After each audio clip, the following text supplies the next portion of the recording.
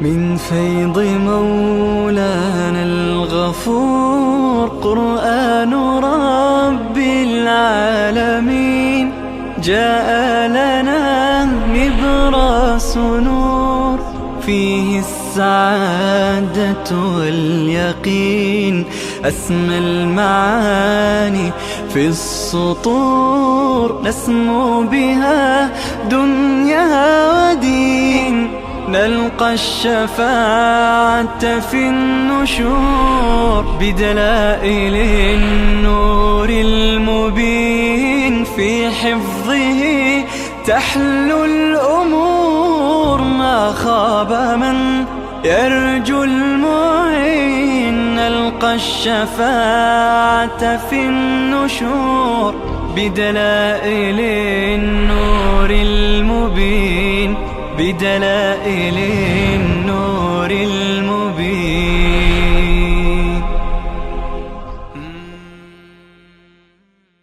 أعوذ بالله من الشيطان الرجيم.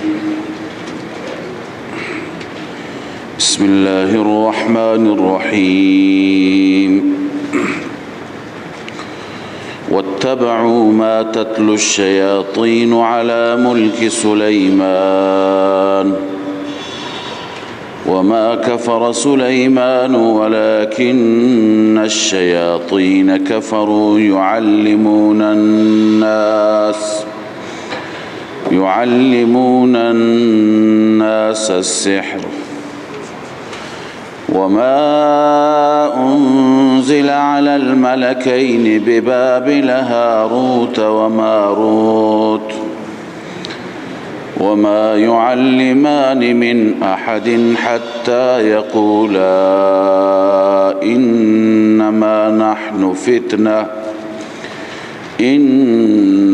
نحن فتنة فلا تكفر فيتعلمون منهما ما يفرقون به بين المرء وزوجه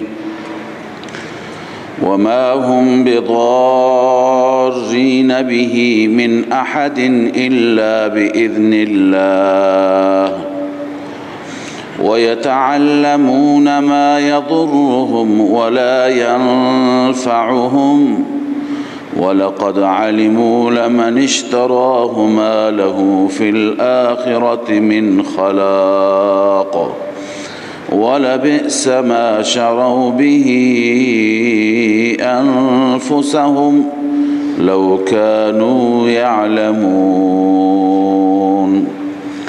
صدق الله العظيم. اللهم صل على سيدنا وشفيعنا حبيبنا محمد وعلى آله وصحبه وسلم. سبحانك لا فهم لنا إلا ما فهمتنا.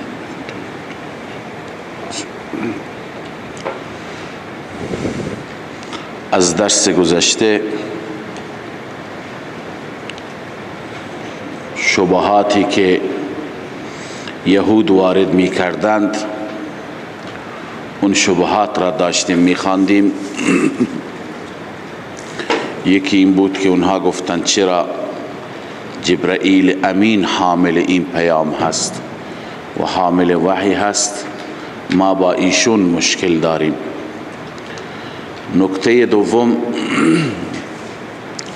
در رابطه با قرآن بود که اونها می گفتند قرآن مثل تورات نیست، چون که در تورات اجازه ندای غیر الله هست، به دلیل اینکه سلیمان غیر الله را میخواند.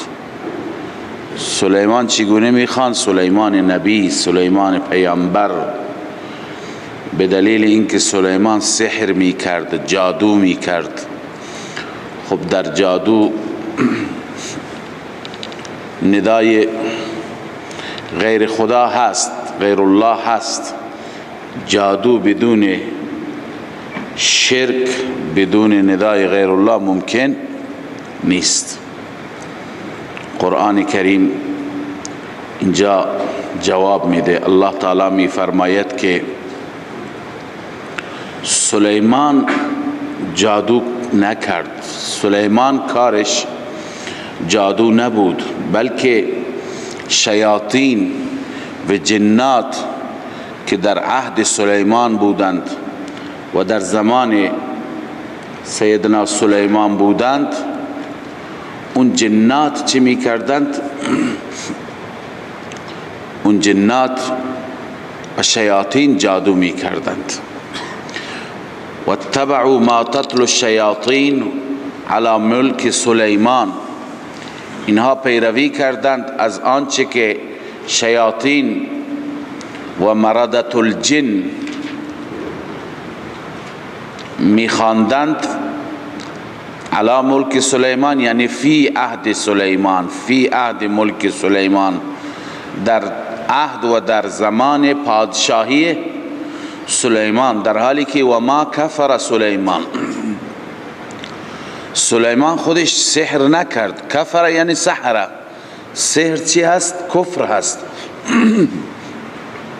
سلیمان کارش جادو نبود. عنایت بفرمایید که چگونه حضرت سلیمان علیه السلام معروف شد و بنی اسرائیل ایشون را معروف کردند که جادو می کند و جادوگر هست. در زمان سیدنا سلیمان علیه السلام بازار جادو گرم بود، جادوگران زیاد بودند، بالخصوص مردة الجن و شیاطین کارشان جادو بود، آموزش جادو بود، مردم را تعلیم میدادند به جادو و فسادی ایجاد کرده بودند با جادوهای خودشان. حضرت سلیمان علیه السلام مطلع شدند. در همین زمان جنات کتابی هم نوشتند، شیاطین کتابی هم نوشتند که در اون کتاب تعلیم جادو بود، آموزش جادو بود و اون را در میان مردم پخش می کردند تا اینکه مردم جادو یاد بگیرند. سیدنا سلیمان علیه السلام مطلع شد، همه را جمع کرد، همه کتابها را جمع کرد، شیاطین را جمع کرد و تمام آنچه که جادو کرده بودند، جادو نوشته بودند، همه را زیر تخت خودش دفن کرد، جای دیگر از دست جنات نکرد و اینجا دفن کرد و شیاطین را بکار بست، جنات را بکار بست و همیشه کارهای سخت را که انشاءالله میخوانیم و کارهای مشکل را از شیاطین و از جنات میگرفت. لذا تا زمانی که سیدنا سلیمان علیه السلام زنده بود چیکار میکردند؟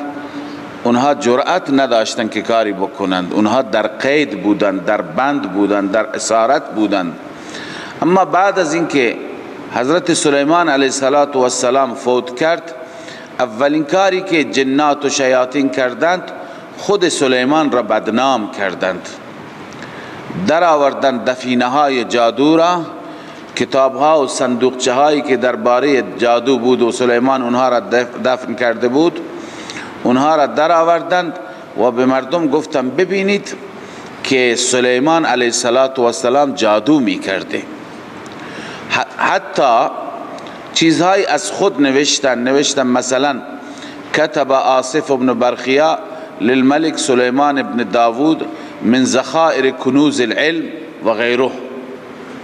اینها کلماتی، عباراتی از این قبیل که میخواستن نشان بدهند که وزیر سلیمان آصف ابن برخیا جادوگر بزرگی بود، اصلا سلیمان حکومتش را با جادو اداره میکرد و این قدرت بزرگی که داشت و غیر از جادو کاری دیگه نداشت. به این شکل حضرت سلیمان علیه السلام را چی کردن؟ بدنام کردند و اون جادوها را مجددا در میان مردم آموزش جادو را پخش کردند. خب الله عزوجل خب برای خود یهود هم ظاهر نشد و برای خود یهود هم مشخص نشد که این پیغمبر خدا کار جادو نمی کرده. این که ما میگوییم قرآن اخبار را دقیق تر، اخبار خود اونها را دقیق تر حتی از خودشون بیان میکند، نمونهش همینه، نمونهش اعدام کردن عیسی هست. برای اونها خودشون مشتبه شد که چی شد. اینها هم باور کرده بودند که این پیغمبر خدا با جادو حکومت خودش را اداره می کرد. اما قرآن مجید آمد و واقعیت ها را چی کرد؟ ظاهر کرد. قرآن میگه و ما کفر سلیمان ولكن الشیاطین کفروا. سلیمان کفر نکرد، اما شیاطین بودند که کفر میکردند. کفر نکرد یعنی سحر، جادو، اما شیاطین بودند که کفر میکردند. یعلمون الناس السحر، به مردم جادو آموزش میدادند. به مردم چی آموزش میدادند؟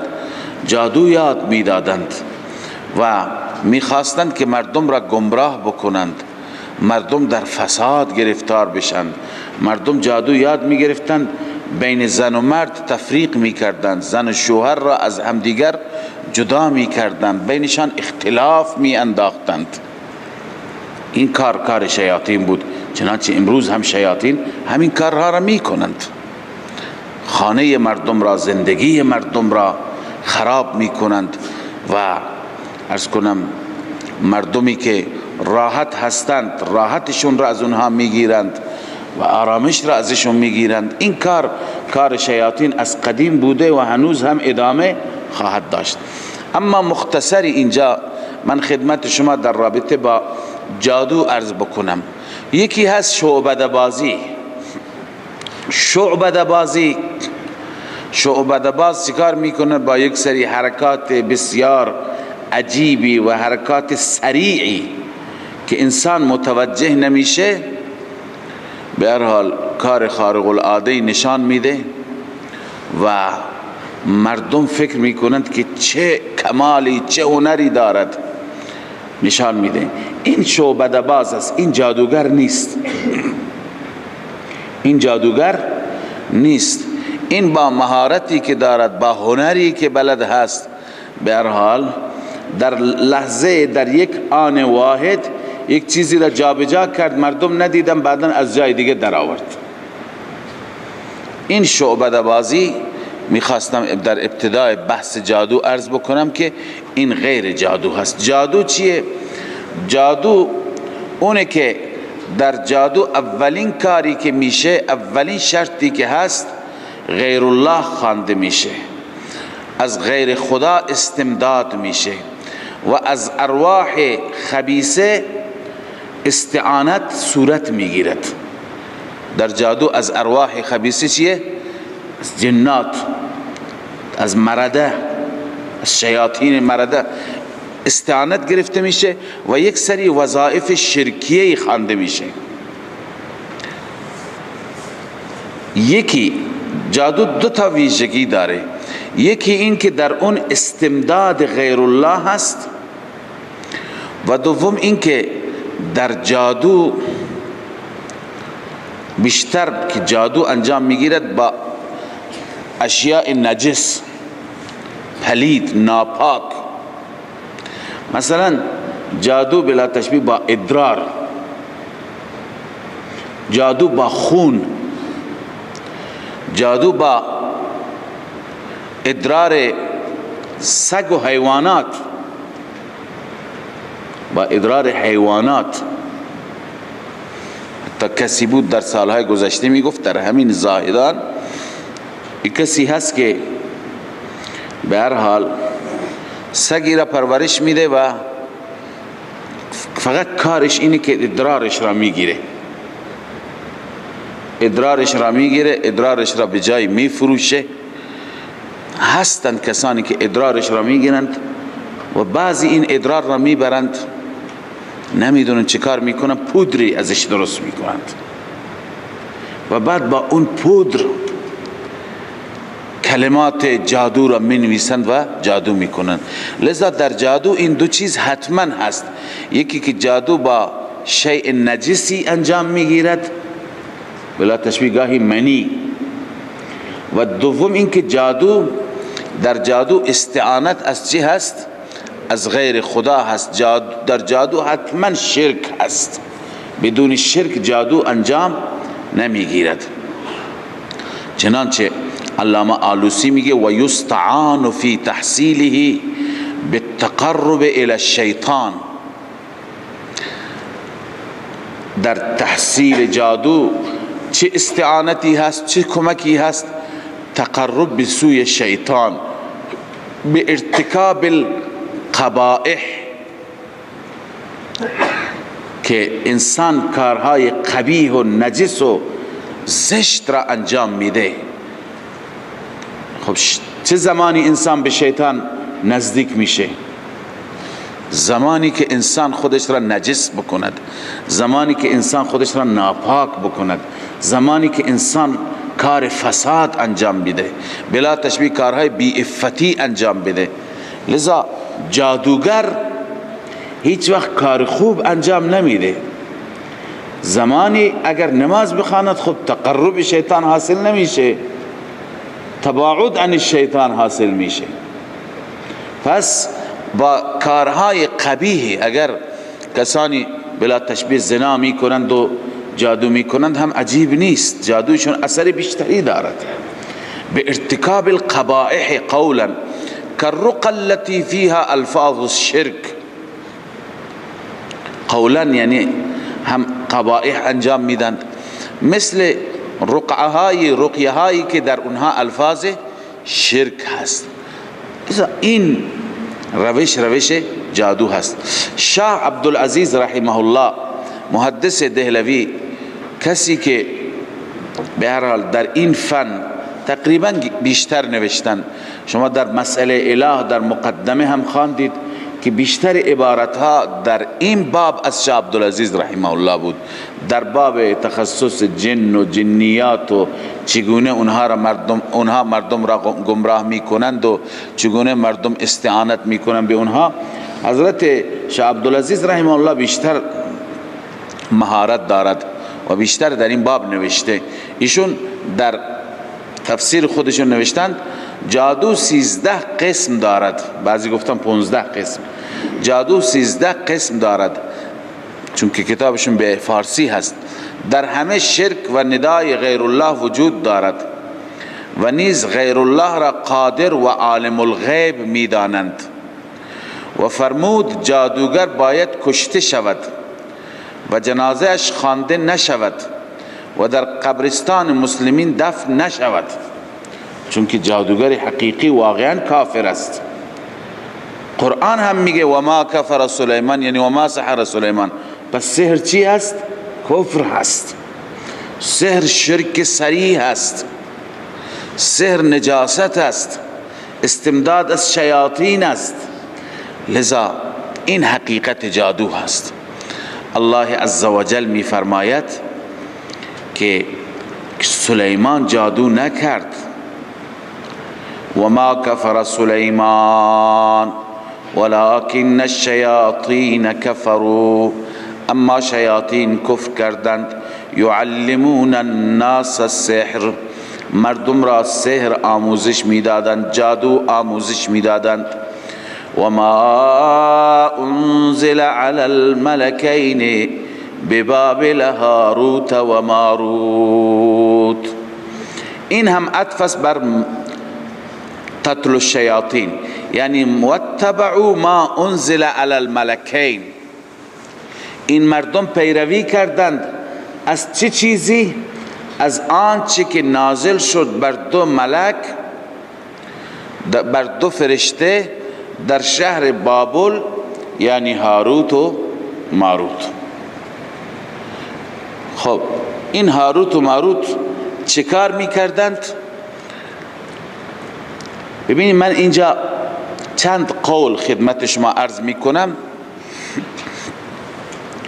که مفسرین نوشتند. یکی قولی که عموم مفسرین ما نوشتند و بر این اعتقاد و باور هستند، اون اینه که در زمانی بعد از سیدنا سلیمان علیه السلام، وقتی که مردم، پیغمبری اون زمان نبود، وقتی که مردم همه به جادو روی آوردند، جنات کتابهای جادو را پخش کردند و همه به هر حال جادوگر شدند. فرق جادو و معجزه حتی مشخص نبود. به پیغمبران هم جادو را نسبت میدادند، مردم گمراه شدند. نبوت را هم نوع جادو میدانستند. خداوند تعالی دو ملک را فرستاد در میان مردم بیایند، به مردم آموزش بدن، بگند که جادو چیه و چی معجزه چیه. لذا جادو را یاد میدادند و حقیقت جادو را برای مردم میگفتند. اما وقتی که جادو یاد میدادن به مردم میگفتن ببینید از آنچه که ما به شما یاد میدهیم سوء استفاده نکنید. اما مردم سوء استفاده کردن. چیکار کردن؟ فیفرقون بین المرء و زوجه. عنایت فرمودید. پس بر اساس آنچه که عموم مفسران میگویند اینها دو ملک بودند، چنانچه آلوسی میگه هذان الملکان انزلا لتعلیم السحر. این دو ملک و این دو فرشته فرود آمدن برای آموزش سحر. ابتلاء من الله تعالی للناس، ابتلاء من الله تعالی للناس، به خاطر اینکه خدا از طرف خدای تعالی مردم را چکار بکنه؟ امتحان بکند. ابتلاء من الله تعالی للناس، روح المعانی. خب پس اینها آمدن تا مردم فرق سحر و جادو را بدانند. اون چی که در تفاسیر ما هست همینه. اما یک داستان دیگری که داستان اسرائیلی هست و متاسفانه در تفاسیر ما نه که در روایات حتی زیاد آمده، در روایات حدیثی هم زیاد هست، حتی به قدر زیاد هست که همه مفسران این را رد کردند. اما بعضی از مفسران بنام چنان متأثر شدند، میگه درسته که این روایت های ضعیفی هست، ولی از بس که طرقش زیاده انسان یه مقدار شک دارد که نکند این صحیح نباشد. یعنی بعضی از مفسران حتی از بس که طرق این روایت ها زیاد هستند مشکوکی که این روایت درستی نباشد. خب این روایت چی هست؟ این روایت اینه، همونی که در میان عوام مردم هم معروف هست که اینا دو تا فرشته بودند و اینها مسخره کردند انسانها را، بشر را. گفتند اینا چطور گناه میکنند، چقدر معاصی میکنند، چه جنایت های انجام میدهند. خداوند عزوجل نپسندید این غرورشان را، کبرشان را. خداوند گفت شما اگر اونجا هم باشید زمین، شما هم این کارها را میکنید. اونها گفتن ما هرگز این کار را نمیکنیم. لذا خداوند به این دوتا فرشته چی داد؟ عرض کنم که غریزه های انسانی و فطرت های بشری که اینها به هر حال همین غریزه که انسان دارد، نیازی که انسان دارد، نیاز به خورد و نوش دارد، نیاز به هر حال ارضای شهوات دارد، این غریزه ها را در میان اینها چیکار کرد؟ ایجاد کرد و اینها را دستور داد که روزانه بروند برای مردم حل و فصل بکنند، قضاوت بکنند. اینها هر روز می آمدند روی زمین و به کارهای مردم و به امور مردم می رسیدند، رسیدگی می کردند. این فرشته ها چند وقتی که کار کردند، آخر زنی بسیار بلا تشبیه زیبارو، بسیار عرض کنم که زیبا پیش اینها آمد و مشکلی داشت. اینها وقتی که این زن را دیدند هر دو فریفته شدند، هر دو عاشق شدند و اون زن را ترغیب دادن به طرف کار حرام، طرف کار بد. اون زن گفت که من به شرطی آماده هستم که من شوهر من را از اول بکشید که شوهرم مانع هست. به هر حال شوهرش را کشتند. بعداً اون زن گفت که باید برای بت من هم سجده بکنید، خدای من. اینها رفتند خدایش را هم سجده کردند و آخر وقتی که نوبت رسید که با اون زن نزدیکی بکنند، اون زن گفت که آخرین شرط من اینه که این اون چه که شما میخوانید و هر شب به آسمان میرید اون کلمه را به من یاد بدهید. اونا گفتن این اسم اعظم هست. اسم اعظم را هم به او یاد دادن. اون زن اسم اعظم را خواند و رفت، به آسمان رفت. و الان ستاره زهره میگن همون زن هست. ستاره زهره داریم نه؟ ستاره به نام زهره و عطارد و زحل و این همون زن هست. اینها را خداوند عزوجل مؤاخذه کرد. اینها عذرخواهی کردن. خداوند فرمود نه، شما هم شرک کردید، هم قتل کردید، هم اراده زنا. شما آیا در قیامت عذاب میخواهید یا الان؟ اینا گفتن خدایا در همین دنیا ما عذاب میخواهیم.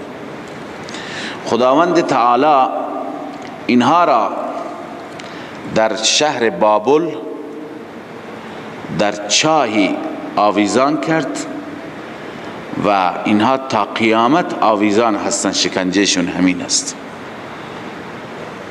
تا قیامت که این عذاب را بکشن، بعد از اون تمام میشه. این داستان هست که این داستان یک داستان به تمام معنا اسرائیلی هست، از اسرائیلیات نقله. اگر در کتاب‌های ما هم باشد، چون بعضی هستن که نسبت دادن به عبدالله ابن عمر غالبا به رسول الله صلی الله علیه وسلم، اما این غلط. عبدالله ابن عمر از کعب احبار گرفت. اگر صحابه هم نقل میکنند و روایت میکنند، تحقیق همینه که از طریق کعب احبار. کعب احبار هم گناهی ندارد، عالم یهودی است، از کتاب‌های یهودیان. کتاب‌های یهودیان همه کتاب‌ها چی هستند؟ کتاب‌های محرفی هستند. خب الان ما هم بگیم لا نصدق ولا نکذب؟ نخیر، این از اون موارد لا نصدق ولا نکذب نیست. لا نصدق ولا نکذب جای میگیم که جریانی باشد که اون جریان با عقاید اسلامی، با اصول دینی ما مخالف و معارض نباشد. این هر دو مسئله که از تورات ثابت باشند یا از روایت های اسرائیلی ثابت باشند، این هر دو مسئله، هم مسئله جادوی سلیمان و هم این داستان دروغین هاروت و ماروت، این هر دو مسئله با صریح قرآن مجید، با آیات صریح مخالفند. با آیات صریح چی هستند؟ مخالفند. حضرت سلیمان علیه السلام پیغمبر خداست. ما معتقدیم که پیغمبران معصوم هستند. الله عزوجل می فرماید لا ینال عهدی الظالمین. عهد من یعنی نبوت به ظالمین نمیرسه. کسانی که ظلم میکنند، کسانی که گناه میکنند. مختصرا درباره عصمت انبیا هم انشاءالله برای شما عرض میکنم، صحبت میکنم. کسانی که پیغمبر هستند گناه نمیکنند. خب این روایت اسرائیلی میگه که سلیمان علیه السلام جادوگری میکرد، یعنی کفر. آیا باید اینجا بگیم لا نصدق ولا نکذب؟ نخیر، این را باید به دیوار زد، بگیم این دروغ محضه. یا اینکه در رابطه با هاروت و ماروت بگیم که اینها به هر حال فرشتگانی بودن، چنین کردن، از اسرائیلیات هست، لا نصدق ولا نکذب. نخیر، این مخالف صریح قرآن مجید است. الله عزوجل در چند جا درباره فرشتگان میگه لا یعصون الله ما امرهم و یفعلون ما یؤمرون. اینها خدا را نافرمانی نمی کنند، اینها ذره خطا نمی کنند، ذره اشتباه نمی کنند. و چطور به طرف اینها نسبت بدیم هم قتل را، هم زنا را، هم عرض کنم که سجده غیر الله را همه اینها را با یک داستان بیاین چی بکنیم ثابت بکنیم. لذا این داستان را میگیم این دروغه، این موضوع هست، این کذبه، این از اون اسرائیلیاتی است که نمیشه در مقابل این چی کرد؟ سکوت کرد. اما جای تأسف هست که تفاسیر ما هم این را نقل کردند. لذا تأکید میکنم که اگر در تفسیر معتبری دیدید که این داستان هست قبول نکنید، در تفاسیر اسرائیلیات هم فراوان هست. لذا در پایان این بحث که هنوز این بحث ادامه دارد، پایان نیست، همین بخشش من عبارت علامه اندلسی را میخوانم، تفسیر بحر المحیط را درباره همین روایت. ایشون میفرماید اعلم ان هذه الروايه فاسده مردوده، اعلم ان هذه الروايه فاسده مردوده. این روایت چی هست؟ فاسد و مردود هست، غیر مقبوله، مقبول نیست. لانه ليس في كتاب ما يدل على ذلك، در هیچ کتابی نیست که به این روایت را تایید بکند و بر این دلالت بکند.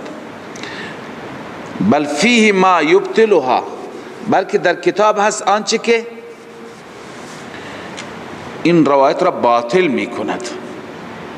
این عبارت کبیر بود، عبارت اندلسی بعد میاد.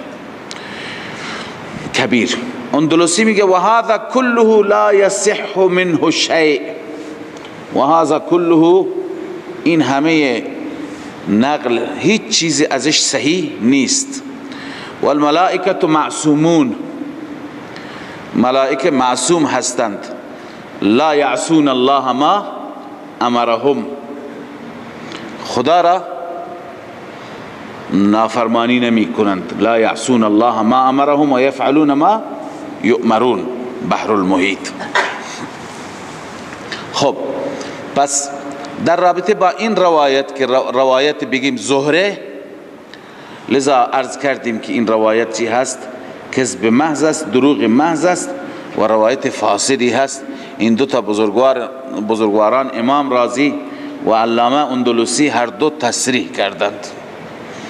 اما من می پردازم به اون روایت اولی که عموم مفسران نوشتند، هم اساتید ما می گفتند، هم روح المعانی نوشته.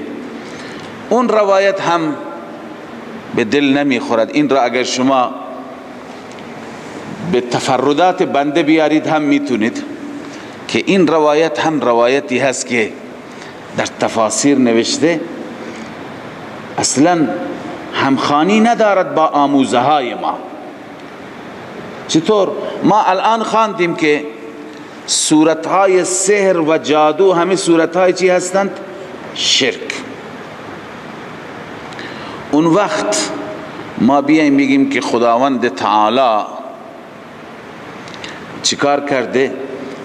دو تا فرشته فرستاده که به مردم آموزش بدند که مردم فرق جادو چی را بدانند؟ جادو و معجزه را بدانند. آیا یعنی این به نظر شما میتونه صحیح باشه؟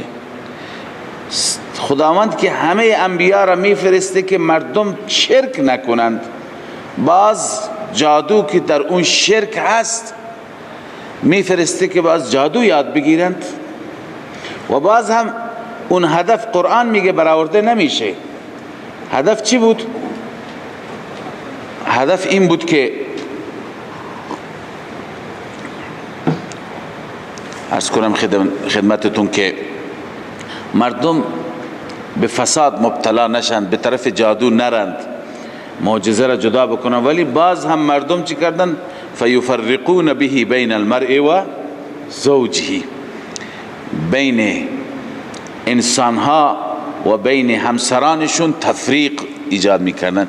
یعنی اون هدف برآورده نشد. پس بی خود العیاذ بالله خداوند ملک فرستاد.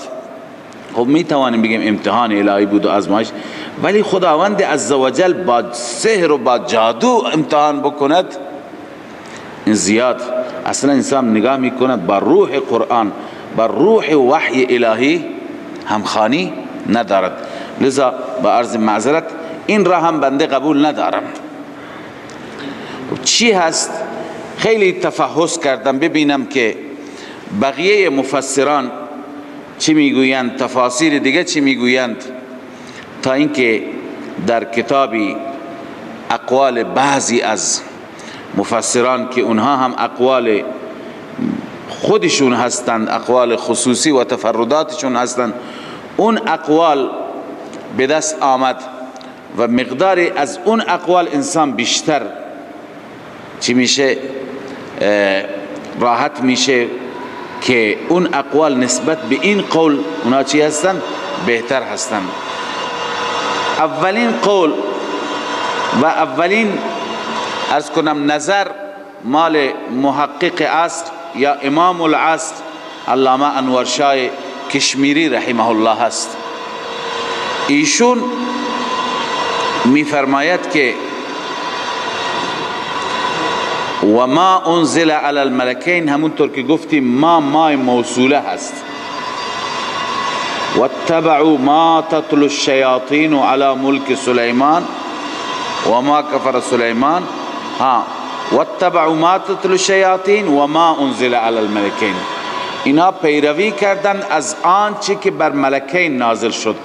خب اینجا قرآن نگفته بر ملکین چی نازل شد، نگفته بر ملکین سحر نازل شد، ملکین سحر آوردند، نه، بلکه ایشون معتقد هستند که این دوتا فرشته بعد از وفات حضرت سلیمان شیاطین به انسانها سحر آموزش دادند و سحر یاد دادند، جادو یاد دادند و انسانها شیاطین را غیبدان می دانستند. با سحر و با جادو انسانها شیاطین را چی می دانستند؟ غیبدان می دانستند. در این زمان پیغمبری دیگر وجود نداشت. خداوند تعالی برای هدایت و نجات بنی اسرائیل دو فرشته فرستاد. این فرشتگان چی به مردم آموزش دادند؟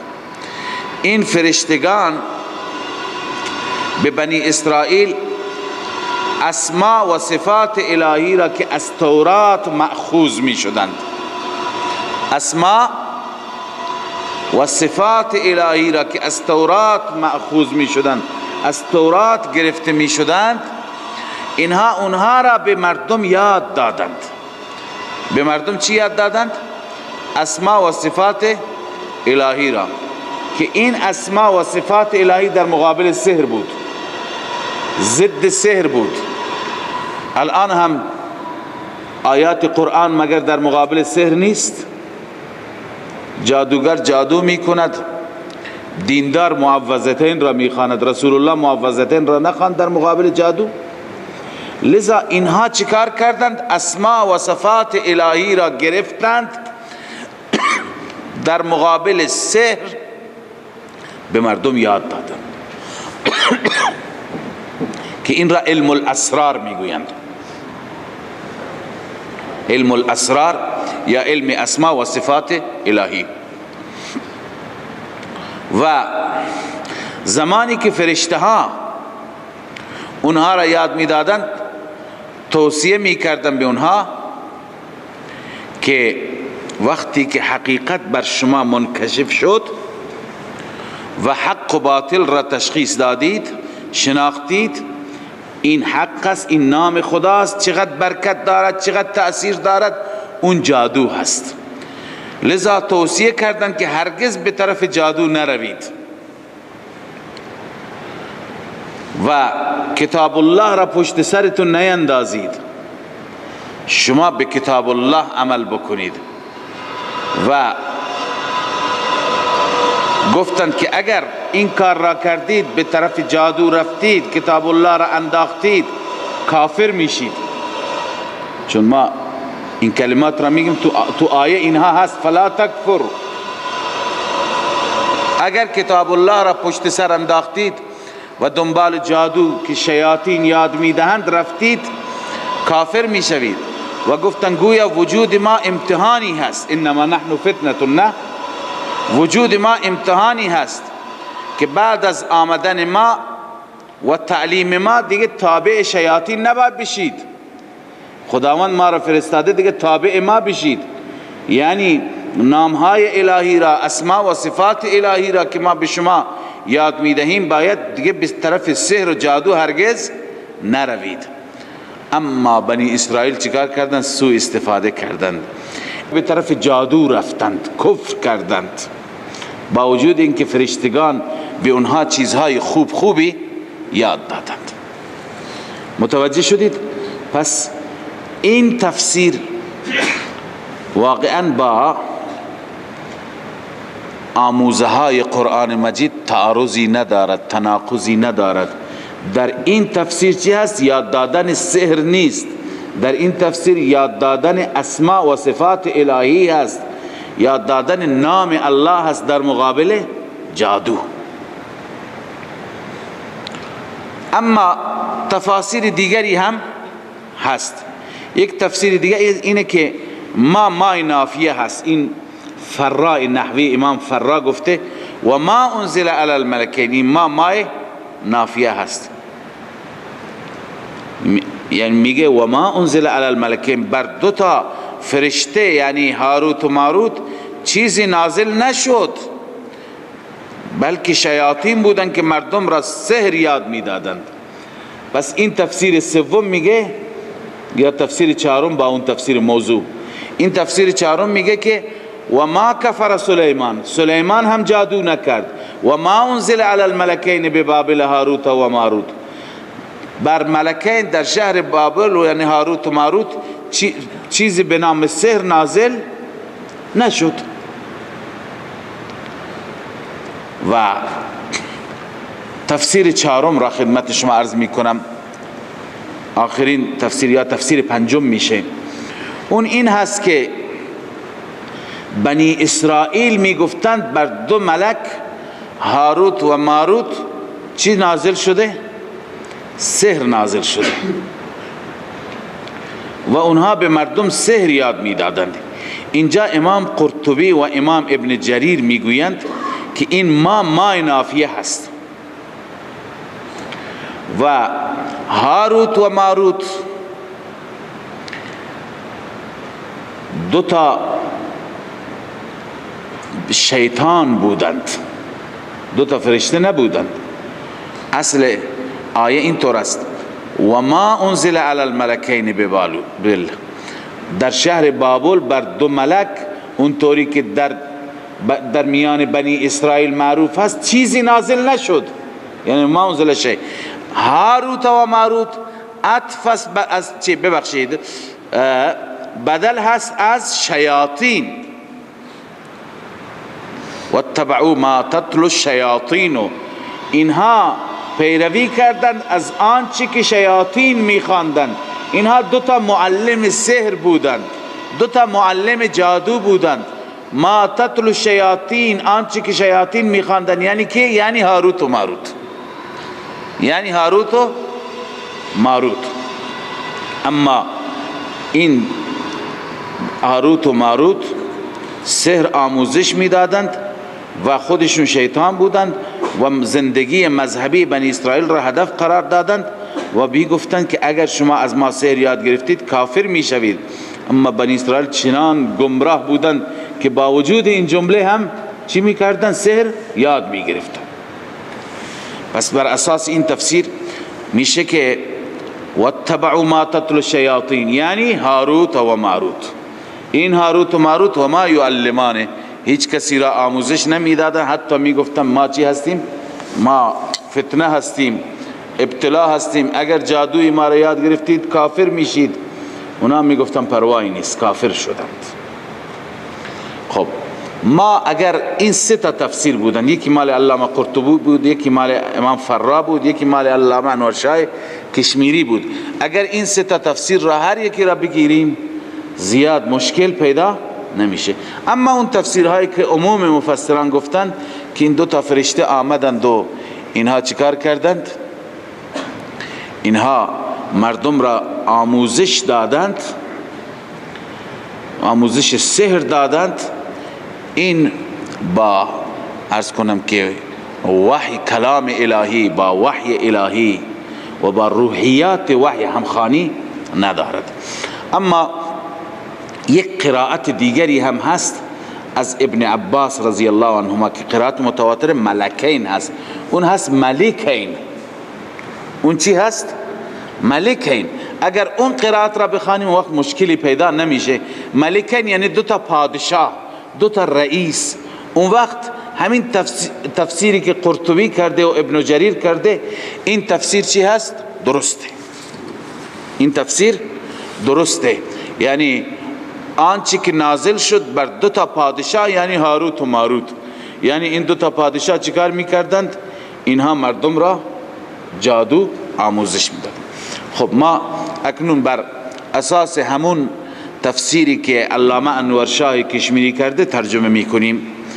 الله تعالی می فرماید واتبعوا ما تتلو الشیاطین، بنی اسرائیل پیروی کردند از آنچه که شیاطین میخواندند. مردة الجن و هو قول الاکثرین، روح المانی گفته شیاطین کیا هستند؟ جنات متمرد. بنی اسرائیل از آموزه های جنات متورد علی ملک سلیمان که در زمان سلیمان اونها سحر میکردن، پیروی کردن. و ما کفر سلیمان، اما خود سلیمان علیه السلام سحر نکرد، جادوگری نکرد، کفر نکرد. ولكن الشیاطین کفروا، اما شیاطین بودن که کفر کردن. چگونه کفر کردن؟ یعلمون الناس السحر، آموزش دادند مردم را سحر، مردم را جادو آموزش دادند. و همچنین بنی اسرائیل پیروی کردند. و ما انزل علی الملکین، آنچه که نازل شد بر دو فرشته. چه نازل شد بر دو فرشته؟ اسماء و صفات الهی که گرفته شده از تورات بودند در شهر بابل، یعنی هاروت و ماروت. و این دو فرشته و ما یعلمان من احد، آموزش نمی دادند هیچ کسی را، حتی یقولا، حتی که می گفتند، احتیاطا می گفتند انما نحن فتنة، ای مردم ما آزمایشیم برای شما. الفتنه الاختبار والامتحان. ابو السعود، ما امتحانیم، ما آزمایشیم. ببینید که به این اسماء و صفات الهی شما عمل بکنید، به طرف جادو نروید. فلا تکفر، یعنی بعد از واقعیت، بعد از اینکه حقیقت را فهمیدید دیگه کفر نکنید، یعنی سحر نکنید. اما مردم چی کار میکردن؟ آموزش میگرفتن از اونها آنچه که تفریق میکنن به وسیله آن بین زن و شوهرش. ببین امروز هم هستن کسانی که بین مرد و زن جدایی میکنند. مرد رفته زن دوم گرفته، زن دیگه گرفته، لذا میروند چیکار میکنن؟ بین مرد و زن تفریق ایجاد میکنن، مرد را دیوانه میکنن، جادو میکنه. یه مردی میاد 3 زنش را در یک شب طلاق میده، بعد قسم یاد میکنه که من اصلا اراده ای نداشتم، نمیدونم چی شد. یعنی چنان به هر حال گمراه میکنن مردم را و چنان تفریق ایجاد میکنند که از اون کار بنی اسرائیل هم بدتر. لذا انسان برای مقاصد سوء، برای مقاصد بد، حتی از آیات قرآن اگر استفاده بکند هم حکمش همینه که این گناه کبیره است. یا یک انسانی را فریفته می کنند. بعضی عاملها هستند اینجا کمتر هستند، از طریق جنات اورادی منترهایی می خونند و هرچی که انسان ها برن فقط پول خودشون را می گیرند. در تفسیر مولانا عبیدالله السندی جریانی دیدم که یک عاملی بود، اونجا عامل میگوین اونهایی که تعویذ نویس و دعا نویس هستند، عاملی بود هر کسی که برای هر هدفی میرفت مینوشت، هم خیلی وارد بود، تأثیر میگذاشت.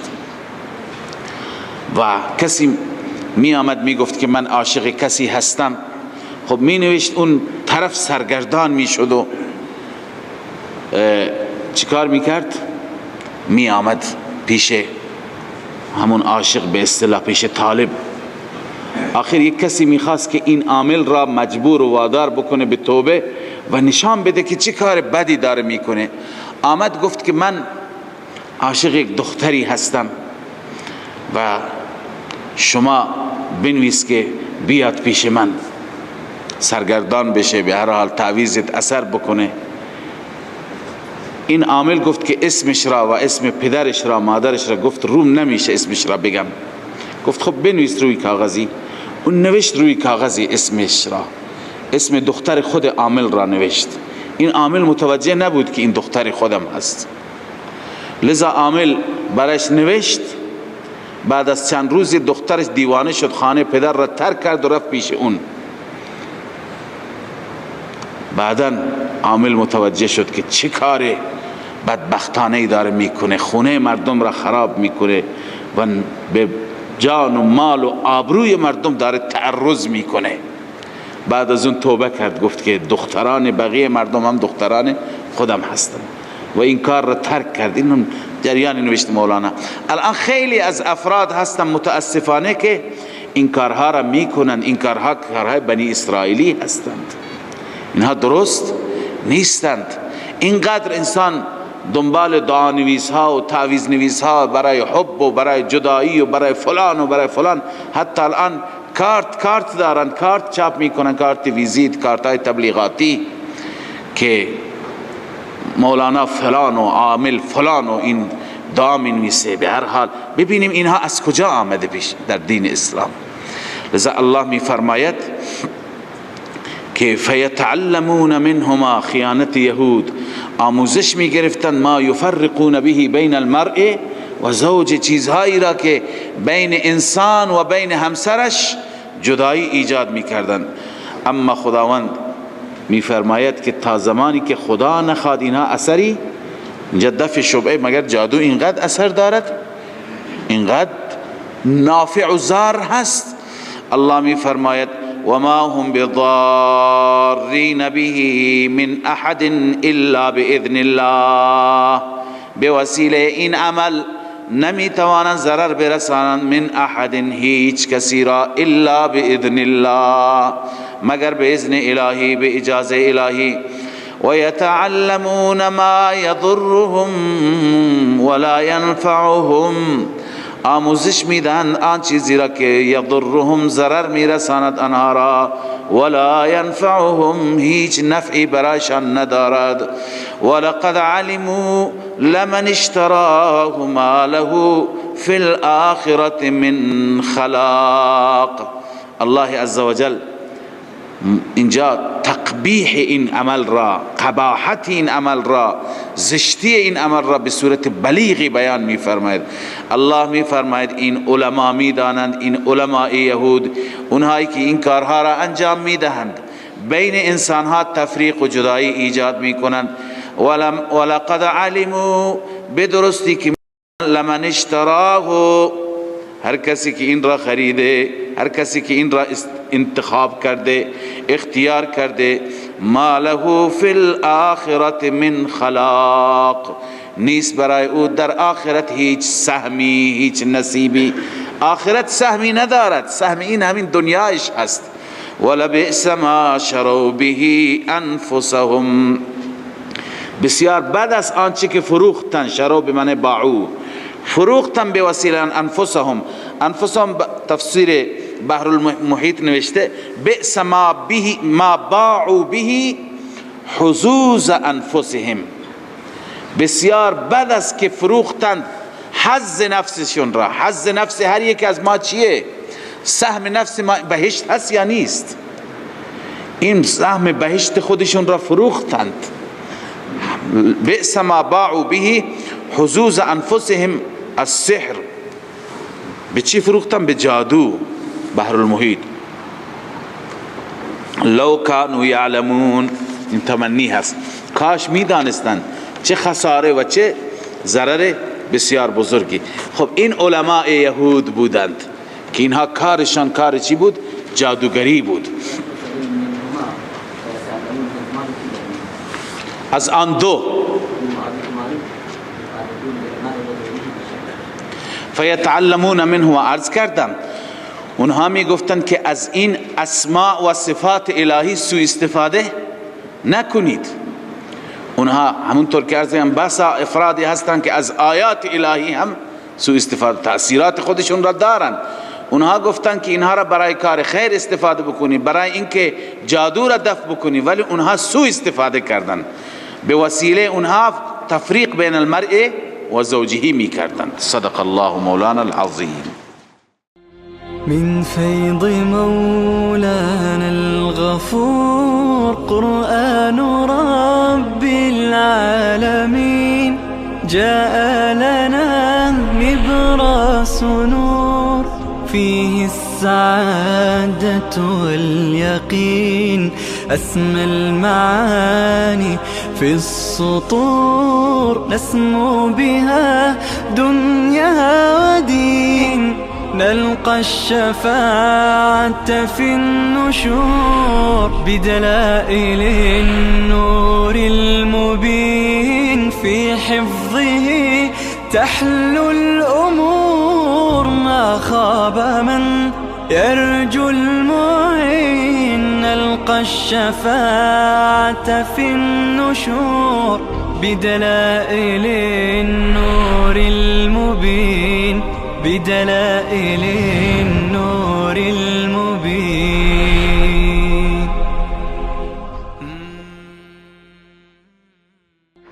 من فيض مولانا الغفور قرآن رب العالمين جاء لنا نبراس نور فيه السعادة واليقين